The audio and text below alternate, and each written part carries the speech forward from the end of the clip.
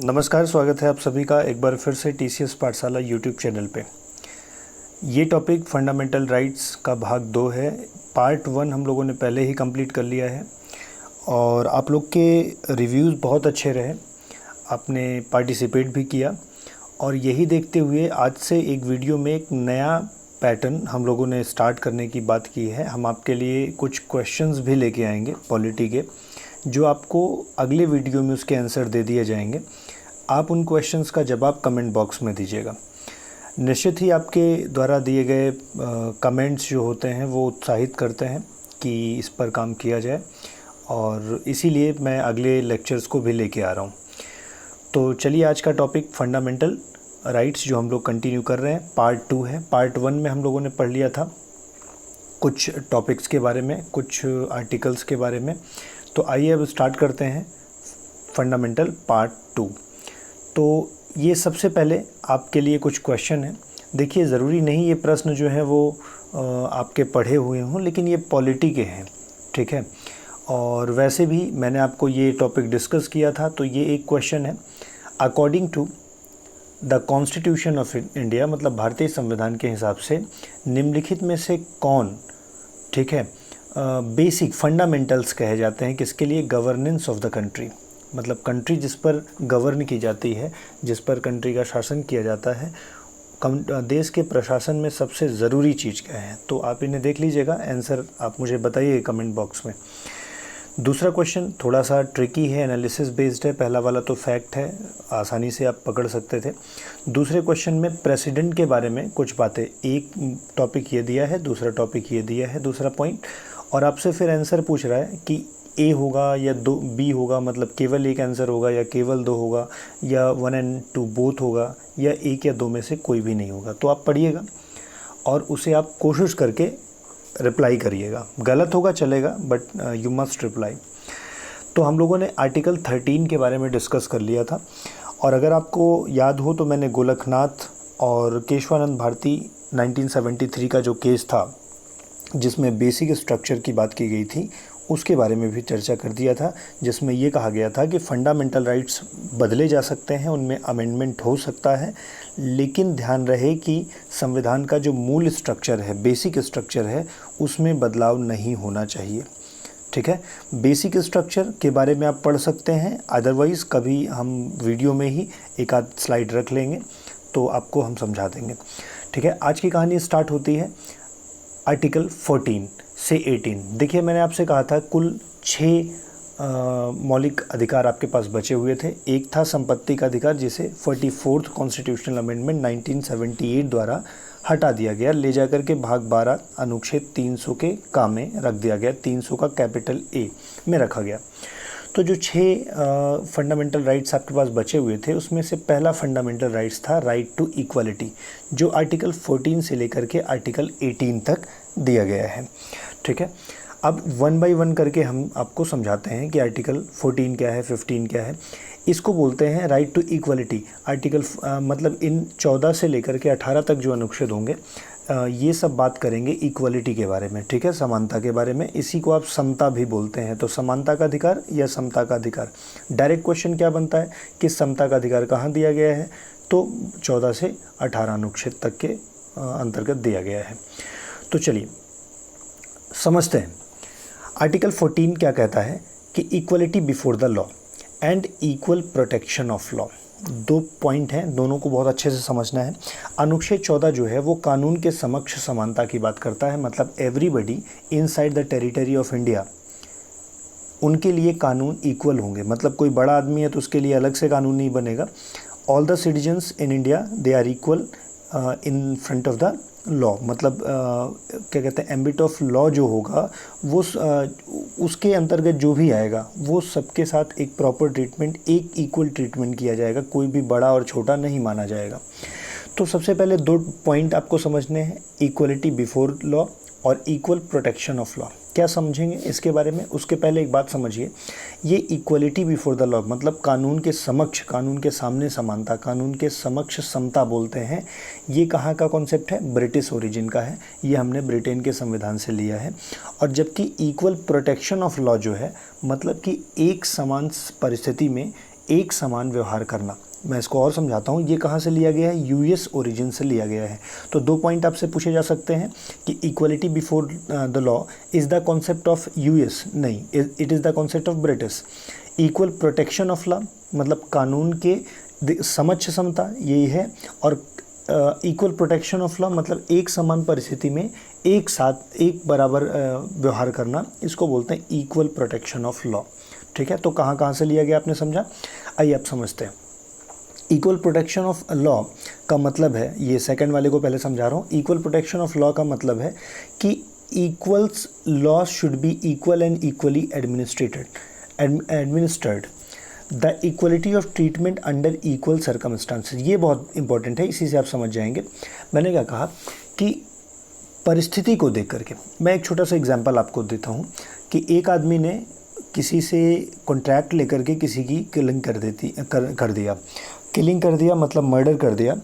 तो अब उसने जो किया है वो ओन प्रॉफिट के लिए किया है, कॉन्ट्रैक्ट लेकर के किया है।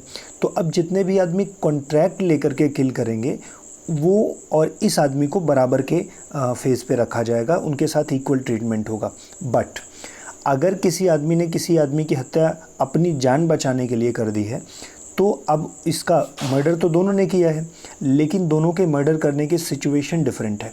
तो ऐसा नहीं है कि जो पहले वाले को पनिशमेंट मिलेगी वही सेकंड वाले को मिलेगी। According to situation, equal treatment according to the situation, मतलब कि जो लोग जान बचाने की श्रेणी में होंगे उन सबके साथ एक जैसा व्यवहार होगा, और जो लोग मर्डर करके मतलब कॉन्ट्रैक्ट किलिंग में होंगे उनके साथ एक बराबर का व्यवहार होगा। ठीक है, इसी को बोलते हैं equal protection of law. Equality before the law, आपको मतलब से ही पता लग रहा है कि लॉ के बिफोर में, लॉ के सामने सभी लोग इक्वल होंगे। इसका मतलब कहा गया कि चाहे उसकी रैंक जो भी हो, चाहे उसका पोजीशन जो भी हो, लेकिन हम कानून सबके लिए बराबर होगा। कहा गया कोई किसी को स्पेशल प्रिविलेज नहीं मिलेगी। स्पेशल प्रिविलेज मिलने का मतलब है कोई विशेष अधिकार नहीं मिलेगा कि आपने जो गलती करी है, चोरी के लिए जो पनिशमेंट है वो आपको कॉन्स्टिट्यूशनली, देखिए मैं ये बात सारी कॉन्स्टिट्यूशनली कर रहा हूँ, ठीक है, कि संविधान में जो लिखा है हम उन्हीं पे चर्चा कर रहे हैं। तो कोई स्पेशल प्रिविलेज नहीं है, आपने जो गलती करी है उसकी सज़ा आपको मिलेगी, और वही आदमी कोई गरीब भी करेगा तो उसके लिए भी वही पनिशमेंट का प्रावधान संविधान में रखा गया है। It is called equality before the law. इसी को ब्रिटेन में क्या कहा जाता है, रूल ऑफ लॉ। ठीक है, इसी को इक्वलिटी बिफोर द लॉ। और यहीं पर एक बहुत अच्छा क्वेश्चन बनता है, एक्सेप्शंस मतलब अपवाद। ये नियम किस पर लागू नहीं होता, तो प्रेसिडेंट पे लागू नहीं होता, अपने गवर्नर पे लागू नहीं होता। इसका मतलब कि अगर कोई भी कार्य वो करते हैं तो उनके लिए वही ट्रीटमेंट नहीं होगा जो सबके लिए है। तो इनको अपवाद है, इनको छूट मिली हुई है एक तरीके से, they are immune from the law. और सबसे ज़रूरी बात ध्यान रखिएगा, एम्बेसडर और फॉरेन एम्बेसडर जो होते हैं या फॉरेन के जो लोग आते हैं भारत में, उनके लिए भी। अब इसका मतलब क्या है, देखिए समझिए। जैसे कोई राजदूत विदेश से आता है, एक और एग्जांपल मैं आपको बेहतर बताता हूँ। You might have gone to Delhi आप गए होंगे, तो वहाँ पे एक दूतावास है, एम्बेसडर जहाँ रहते हैं। जिस एक टेरिटरी में, जैसे यूएस का एम्बेसडर है तो उसका जहाँ से परिधि स्टार्ट होती है वहाँ पे इंडियन कानून काम नहीं करते, वहाँ पे यूएस का ही कानून लागू होगा। तो उनके ऊपर जो यूएस से आए हैं उनके ऊपर कानून किसका लागू होगा, यूएस का लागू होगा। मतलब आप समझ पा रहे हैं ना कि इनसाइड इंडिया भी उनके लिए equal protection, equality before the law नहीं है, उनके साथ हम डिफरेंट ट्रीटमेंट करते हैं। तो इसीलिए ये अपवाद है प्रेसिडेंट, गवर्नर, एम्बेसडर्स या फॉरेन जो भी विजिटर्स होंगे उनको लेकर के। ठीक है, फॉरेन डिप्लोमेट्स, हम सॉरी नॉट विजिटर्स, डिप्लोमेट्स मतलब जो पॉलिटिकल व्यू से भारत में आते हैं, जो आप कूटनीतिक कह सकते हैं या नेता लोग, पॉलिटिकल लीडर्स कह सकते हैं। ठीक है, चलिए आगे बढ़ते हैं हम लोग। तो वी हैव डिस्कस दिस। अब हम लोग आते हैं आर्टिकल 15 पे। आर्टिकल 15 का मतलब है राइट अगेंस्ट डिस्क्रिमिनेशन। डिस्क्रिमिनेशन मतलब भेदभाव। ठीक है, बहुत अच्छे से समझिएगा। कहा गया है the state shall not discriminate, ध्यान रखिएगा बात, स्टेट का मतलब है कंट्री, ठीक है, गवर्नमेंट। तो state will not discriminate, state कभी भी डिस्क्रिमिनेट नहीं करेगा, भेदभाव नहीं करेगा किसी भी सिटीजन से उसके धर्म के आधार पर, उसकी जाति के आधार पर, रेस वर्ग के आधार पर, उसकी जाति के आधार पर, उसके जेंडर के आधार पर, ठीक है, या वो कहाँ जन्म लिया है, इन सब को। ऐसा नहीं है कि you have like born in Tamil Nadu तो आपके साथ डिफरेंट क्या कहते हैं अलग से बर्ताव होगा, and you have born in UP तो आपके साथ अलग व्यवहार होगा। नहीं, no discrimination will be done by the state, ठीक है। तो धर्म, जाति, वर्ग, लिंग और जन्मस्थान के आधार पर किसी भी व्यक्ति के साथ कोई भेदभाव नहीं किया जाएगा। This is under article 15। Direct question भी बने हैं और ये स्टेटमेंट वाले क्वेश्चन भी बन सकते हैं। और क्या कहा गया कि नो डिस्क्रिमिनेशन, और कहाँ नहीं होगा, access of shops, hotels, public places, ठीक है, जितने भी पब्लिक प्लेसेस हैं।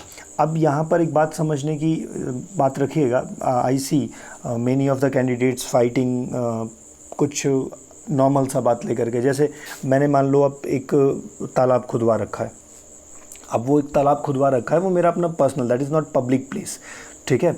अब मान लो मैंने खुदवा रखा है, मैं खुद भी उसमें नहीं नहाता हूँ, ठीक है, मैं उसको बस डेकोरेट करके अच्छा दिखने के लिए रखा हूँ, और कोई आए और कहे कि नहीं मैं नहाऊंगा, और मैं उसको मना कर दूँ तो वो नाराज़ हो जाए कि नहीं भाई ये तो डिस्क्रिमिनेशन है, ठीक है, मेरी जाति, वर्ग या जो भी, तो ये गलत बात है हमारी। अब मैंने कोई चीज़, एक प्रॉपर्टी खरीद रखी है, मैं उसे आपको नहीं देना चाहता, ठीक है, मैं आपको नहीं देना चाहता, तो ये डिस्क्रिमिनेशन नहीं, क्योंकि ये तो इंडिविजुअल हो गया ना, व्यक्तिगत हो गया। एंड कॉन्स्टिट्यूशन क्या कहता है, स्टेट विल नॉट डिस्क्रिमिनेट, ठीक है। तो ध्यान रखिएगा, ये सब छोटी छोटी बातों में लड़ाई झगड़े करते हैं। मैं देखता हूँ कि दो लोग आपस में किसी बात के, तुमने बर्तन नहीं छूने दिया, भाई मेरा बर्तन है, ठीक है, मैंने ख़रीदा है, हो सकता है हम भी ना छूते हो, राइट। सो मैं बस ऐसे ही समझा रहा हूँ आपको, एटलीस्ट आप यहाँ पे constitution is dealing with the state will not, ठीक है, नॉट इंडिविजुअल, ओके, ध्यान रखिएगा। चलिए, फिर इसके कुछ अपवाद हैं, एक्सेप्शंस हैं, ये बहुत इंपॉर्टेंट है, ध्यान रखिएगा। एक तरफ कहा गया कि किसी प्रकार का भेदभाव नहीं होगा, फिर वहीं पे कहा गया कि अगर स्टेट चाहे, ठीक है, तो वो स्पेशल प्रोविजंस, मतलब कि कुछ विशेष प्रावधान बना सकती है, किसके लिए, वुमेन एंड चिल्ड्रन के लिए। अब ये स्पेशल प्रावधान क्यों बना सकती है, देखिए, अगर स्टेट को लगता है कि वीमेन का पार्टिसिपेशन अच्छा नहीं है, या चिल्ड्रन के लिए कुछ व्यवस्था होनी चाहिए, उनके खाने पीने की, उनके रहन सहन की, उनकी स्कूलिंग की, तो वो स्टेट अलग से प्रावधान कर सकता है किसी भी एरिया। मान लीजिए स्टेट को लगता है this is an area, piece of land, जहाँ पे कुछ लोग रहते हैं और इनका आर्थिक स्थिति अच्छा नहीं है, तो हम इनको अलग से प्रावधान कर सकते हैं, इस एरिया के लिए अलग से प्रावधान कर दिया जाएगा, और इसे हम लोग आर्टिकल 15 का उल्लंघन नहीं मानेंगे, ठीक है, ये अपवाद है। स्टेट कैन, फिर सेकंड पॉइंट देखिए, make special provision for the advancement of any socially, मैंने कहा अगर स्टेट को लगता है कि कोई भी ऐसा वर्ग है जो सोशली, सामाजिक रूप से टूटा हुआ है या अलग है, ग्रोथ नहीं है उसमें, या तो एजुकेशनली बैकवर्ड है, ठीक है, तो इस तरह के लोगों के लिए, ठीक है, वो अलग से प्रावधान कर सकते हैं, like schedule caste and schedule tribes, मतलब ऐसा कोई भी अनुसूचित जाति और जनजाति के लोग जैसे सरकार को लगता है कि दिस नीड्स एक्स्ट्रा केयर, तो उसके लिए अलग से प्रावधान कर सकते हैं, उनके लिए अलग से व्यवस्थाएं कर सकते हैं। This would not be considered as the violation of article 15, ठीक है। ये मैंने एक इमेज भी आप लोग के लिए बना के रखी है, ठीक है, आप इसे देख लीजिएगा। अगला पॉइंट है आर्टिकल 16। आर्टिकल 14 आपने समझा, आर्टिकल 15 समझा, आर्टिकल 16 की बात करते हैं। आर्टिकल 16 कहता है इक्वलिटी ऑफ अपॉर्चुनिटी, हिंदी में बोलते हैं अवसर की स्वतंत्रता, समानता, अवसर की समानता, किसमें, अवसर में, पब्लिक एम्प्लॉयमेंट में, ठीक है, जो गवर्नमेंट एम्प्लॉयमेंट का अवसर देगी उसमें इक्वलिटी होनी चाहिए। तो क्या कहता है पहला पॉइंट कि नो सिटीजन, कोई भी ऐसा नागरिक नहीं होगा जिसे रिलीजन, रेस, कास्ट, सेक्स मतलब कि gender, descent, birth place, residence मतलब निवास स्थान, इन सभी ग्राउंड, इन सभी आधार पर उसके साथ किसी भी प्रकार का भेदभाव नहीं किया जाएगा, उन्हें अयोग्य नहीं घोषित किया जाएगा, ठीक है। जो भी एम्प्लॉयमेंट आएगा सरकार निकालेगी, उनकी धर्म, जाति, वर्ग, लिंग, उनके जन्म स्थान, उनके निवास स्थान के आधार पर कोई भेदभाव नहीं होगा। If there is any post तो that will be open for all, ठीक है, वो सबके लिए बराबर होगी। ध्यान रखिएगा, अगर ये कहता है आर्टिकल 16 तो क्लॉज 1 के अंतर्गत ये कहा गया, क्लॉज 2 के अंतर्गत ये कहा गया कि अगर स्टेट को कुछ स्पेशल रिक्वायरमेंट हो, जैसे आप देखते हैं ना कि पुलिस का अगर फॉर्म आता है या यूपीएससी का फॉर्म आप फिल करते हैं तो कुछ एक्स्ट्रा उनकी रिक्वायरमेंट की ग्रेजुएशन होना चाहिए, आपकी हाइट इतनी होनी चाहिए ना, ये सब स्पेशल रिक्वायरमेंट जो होती है वो आर्टिकल 16 के क्लॉज 2 में कहा गया है कि सरकार चाहे तो उसे रख सकती है, उसे आप 16 का वायलेशन नहीं मानेंगे, राइट। तो 16 के 1 में कहा गया किसी के साथ भेदभाव नहीं होगा, 16 के 2 में कहा गया कुछ कंडीशन शर्त अपनी ज़रूरत के हिसाब से सरकार रख सकती है। अब उसके बाद एक बहुत इंपॉर्टेंट पॉइंट आता है आर्टिकल 16 के क्लॉज 3 में। आर्टिकल 16 का क्लॉज 3 क्या कहता है, ये पार्लियामेंट को एक पावर देता है, पार्लियामेंट को अलाउ करता है, संसद को यह शक्ति देता है कि वह रेसिडेंस के आधार पर, मतलब निवास स्थान के आधार पर एम्प्लॉयमेंट क्या कहते हैं किसी को दे सकती है, उसमें रिजर्वेशन दे सकती है। अब इस बात को समझिए, आपने सुना होगा कि when you apply in MPSC, आप मध्य प्रदेश के पोस्ट में जब किसी पद में अप्लाई करते हैं तो वहाँ पे आपको दूसरे स्टेट को 10% रिजर्वेशन दिया गया है। ये एमपी स्टेट का अपना मैटर है, राइट। अब मैं आपको कुछ और बातें समझाने की कोशिश करता हूँ कि जैसे मानिए ये पार्टिकुलर एक रीज़न है और ये पार्टिकुलर रीज़न में ऐसा लगता है कि सरकार को कि यहाँ के लोगों का प्रतिनिधित्व जो है वो जॉब में नहीं है, तो सरकार क्या कर सकती है, केवल इन्हीं एरिया में यहीं पर निवास करने वाले लोगों के लिए ही क्या प्रावधान कर सकती है कि हम इन्हीं से हम एम्प्लॉयमेंट लेंगे, ठीक है, इन्हीं को हम जॉब पे रखेंगे। तो आर्टिकल 16 का 3 ये कहता है कि अगर कहीं पर सरकार को ऐसा लगता है तो वो एम्प्लॉयमेंट अपॉर्चुनिटी या रिजर्वेशन वहाँ के लिए अलग से कर सकती है, and this is not the violation of article 16, ठीक है। पहले जब मैंने पढ़ा कि अनुच्छेद 16 में सबको बराबर के अवसर मिलेंगे तो मुझे लगा ऐसा होता होगा, फिर बहुत सारी ऐसी कंडीशन है जहाँ पे लगता है कि मतलब ये भी है, फिर ये भी हो सकता है, ठीक है, वही सब बातें समझा रहे हैं आपको। और वन थिंग कि ये सब पॉइंट्स में पूछ लिए जाते हैं, इसलिए ज़रूरी है कि यू नीड टू अंडरस्टैंड। अगला पॉइंट है आर्टिकल 16 का क्लॉज 4, ठीक है, 16 का 3 समझ लिया, 16 का 4 समझिए। इसमें क्या कहा गया कि इसके अंतर्गत इम्पावर्स द स्टेट, राज्यों को शक्ति प्राप्त है क्या करने की, स्पेशल प्रोविज़न बनाने की, कुछ विशेष प्रावधान करने की, किसके लिए, अपॉइंटमेंट के लिए या रिजर्वेशन करके अपॉइंटमेंट के लिए, बैकवर्ड क्लास के लिए, मतलब एससी ओबीसी, अब तो ओबीसी को भी रिजर्वेशन है, एससी एसटी और ओबीसी, इन तीनों के रिजर्वेशन के प्रावधान स्टेट कर सकती है, ठीक है, जहां उन्हें लगता है कि नॉट एडिक्वेटली रिप्रेजेंटेड, जहां उन्हें लगता है कि मान लो दिस इज़ एन एरिया और यहाँ के एससी एसटी और ओबीसी का प्रतिनिधित्व जॉब में नहीं है तो सरकार इनके लिए अलग से प्रावधान कर सकती है। एक बार फिर से रिवाइज कर लीजिए, 16 का क्लॉज 1 कहता है किसी के साथ डिस्क्रिमिनेशन नहीं होगा, 16 का क्लॉज 2 कहता है कि वो कोई कंडीशन सरकार लगा सकती है जिसे उल्लंघन नहीं माना जाएगा, 16(3) कहा गया कि पार्लियामेंट कानून बना सकती है किसी एरिया के लिए, ठीक है, रेसिडेंस के हिसाब से, 16 क्लॉज 4 कहता है कि स्टेट अलग से प्रावधान कर सकती है उनके प्रतिनिधित्व के लिए, तो ये भी उल्लंघन नहीं माना जाएगा। आप देख रहे होंगे एक मैंने इमेज बना रखी है, please this is not a corona virus, ठीक है, ये लग वैसे ही रहा है but it is an image जो equality, equal opportunity for all, ठीक है, उसकी बात कर रहे हैं, राइट। चलिए अब यहाँ से थोड़ा सा आगे बढ़ते हैं। अब जब आर्टिकल 16 हुआ तो आर्टिकल 16 के बारे में कई सारे डिस्कशंस हो रहे थे कि रिजर्वेशन कितना होना चाहिए। दूसरा सबसे बड़ा डिस्कशन मेन लाइट में आया कि रिजर्वेशन प्रमोशन में मिलना चाहिए कि नहीं मिलना चाहिए। तो एक बहुत फेमस केस है इंदिरा साहनी, ठीक है, आपसे डायरेक्ट क्वेश्चन पूछ लिया जा सकता है कि रिजर्वेशन प्रमोशन में रिजर्वेशन संबंधित कौन सा केस है। तो इंदिरा साहनी का केस था जो 1992 में हुआ था। इसमें साफ साफ निर्णय दिया गया कि नो रिजर्वेशन प्रमोशन, प्रमोशन में कोई भी निर्णय क्या कहते हैं रिजर्वेशन नहीं होगा। और दूसरी बात, कोई भी जो रिजर्वेशन दिया जाएगा वो 50% से ज़्यादा नहीं होगा। इसका मतलब ये है कि अगर टोटल 100 सीटें हैं तो मैक्सिमम रिजर्वेशन कितनी सीट पर हो सकता है, 50 सीट्स पर हो सकता है, ठीक है। ये बात कही गई इंदिरा साहनी केस में 1992 में। अब उसके बाद जब ये मामला फिर से क्या कहते हैं विवाद में आया तो एक नया केस हुआ और उसमें एक नया निर्णय आया, ठीक है। और उसमें निर्णय क्या आया कि 77th कॉन्स्टिट्यूशनल अमेंडमेंट मतलब 77वां संविधान संशोधन 1995 में सुप्रीम कोर्ट ने कहा एक नया आर्टिकल वहाँ पे जोड़ा, आर्टिकल 16 का 4A। आप ध्यान रखिएगा जितने भी कैपिटल होते हैं ना, इसका मतलब वो बाद में जोड़े गए हैं, तो इसका मतलब 16 का 4 था पहले तक और 16 का 4A एडेड है। 16 के 4A को ऐड करके उन्होंने कहा कि रिजर्वेशन इन प्रमोशन, कि प्रमोशन रिजर्वेशन में होना चाहिए। ये संविधान संशोधन करके बना दिया गया। तो देखो भाई, जब पॉलिटिकल पार्टीज चाह रही कि होना है, अब सुप्रीम कोर्ट ने मना कर दिया कि नहीं हो सकता, तो पॉलिटिकल पार्टी ने कहा कि एक काम करते हैं, हम संविधान में ही लिख देते हैं, तो जो संविधान में लिखा है वो तो माना ही जाएगा। तो उन्होंने संविधान संशोधन कर दिया और पार्लियामेंट ने कहा कि रिजर्वेशन प्रमोशन में होगा, ठीक है।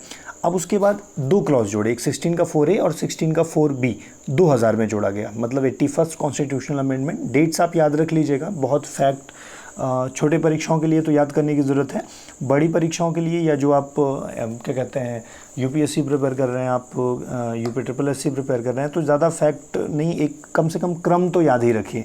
और अच्छा है कि अगर आपको डेट भी याद हो तो 16 का 4B जो 2000 में ऐड किया गया 81st कॉन्स्टिट्यूशनल अमेंडमेंट में, उसमें क्या कहा गया कि रिजर्वेशन तो होगा ही प्रमोशन में, साथ साथ कैरी फॉरवर्ड रूल भी होगा। कैरी फॉरवर्ड रूल का मतलब है, मैं आपको समझाता हूँ। जैसे मानिए कि अगर 100 सीट्स में से 30 सीट ऐसी हैं आउट ऑफ 100, ठीक है, जिसमें से 30 सीट्स पे रिजर्वेशन देना है, और अब की बार क्या हुआ, उस कैटेगरी से मुझे केवल 20 ही लोग मिल पाए और 10 लोग कितने हो गए, 10 लोग बच गए, 10 सीटें बच गई।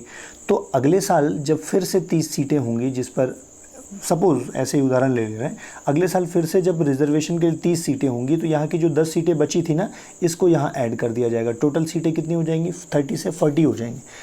अब ये कंसर्न का मैटर तो था ही, मान लीजिए ये बढ़ते बढ़ते एक समय ऐसा आ जाए कि 100 हो जाए, तो 100 में से 100 सीट उनकी हो जाएगी, फिर जनरल कैटेगरी के लिए कुछ नहीं रह जाएगा, तो इट वाज सेटबैक, ठीक है। तो इस पर बहुत सारी बातें हुई।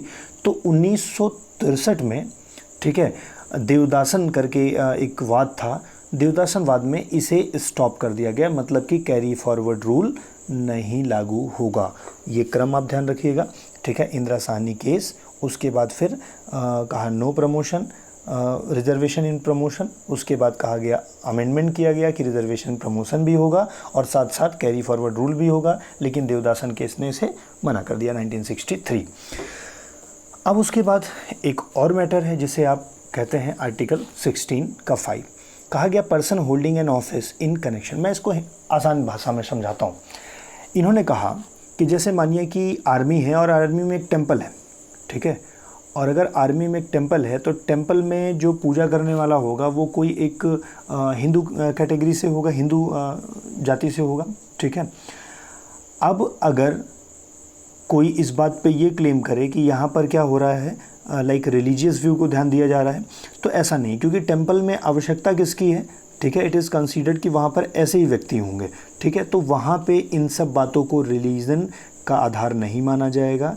और वहाँ पर जिस भी कहा गया person holding an office in connection with the affairs of religious और denominated institution self profess the same religion, मतलब वहाँ पे जिस रिलीजन की ज़रूरत है उसी का व्यक्ति वहाँ पे होगा और इसे हम उल्लंघन नहीं मानेंगे। This is called as article 16 का क्लॉज 5, राइट। तो इस तरह से आपने आर्टिकल 16 को ठीक से समझा।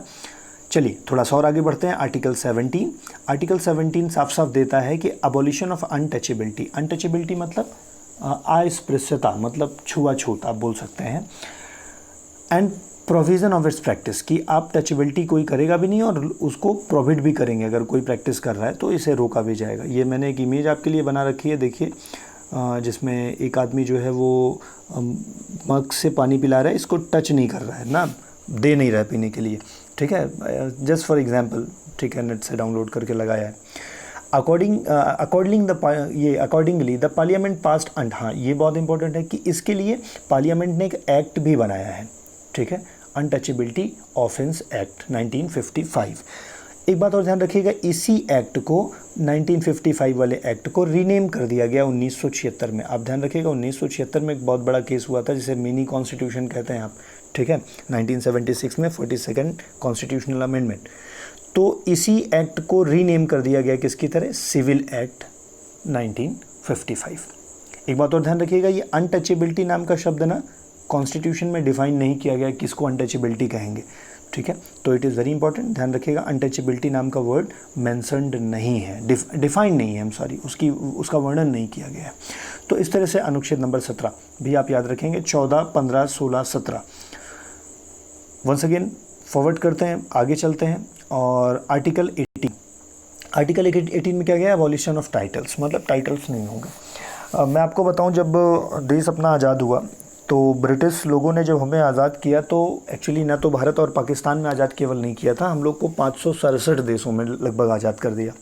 इसका मतलब है इंडिया और पाकिस्तान तो 2 डोमिनियन होंगे ही, एंड 565 जो देशी रियासतें थी देवर ऑल फ्री, कि वो चाहे भारत में आए, चाहे पाकिस्तान जाएँ, चाहे अकेले रहें, ठीक है।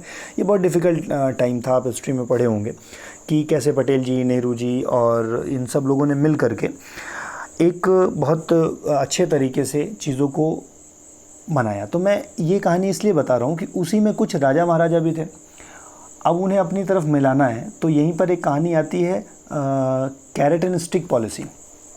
तो जिन्होंने कैरेट मांगा उनको कैरेट दे करके मिलाया गया, जिन्होंने नहीं माना तो फिर स्टिक सेकंड ऑप्शन भी था, ठीक है। आपको कुछ कहानियाँ याद होंगी, ठीक है, हैदराबाद अगर याद है आपको, जूनागढ़ याद है, बाय द वे।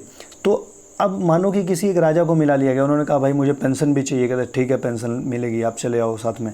कि उन्होंने कहा भाई मेरा टाइटल वो महाराजा धीराज, जो एक मैंने उधर लिखा भी है पटियाला के महाराजा, ठीक है, महाराजा, ये सब टाइटल्स उनका ये भी बना रहना चाहिए। तो हम लोगों ने एक्सेप्ट कर लिया, ठीक है पहले आओ तो सही। बाद में हम लोगों ने प्रावधान करके उसे अबॉलिश करने की बात की कि किसी भी व्यक्ति के पास क्या नहीं रहेगा, स्पेशल टाइटल नहीं रहेगा। क्यों नहीं रहेगा, अगर स्पेशल टाइटल रहेगा तो इक्वलिटी नहीं रहेगी, ठीक है।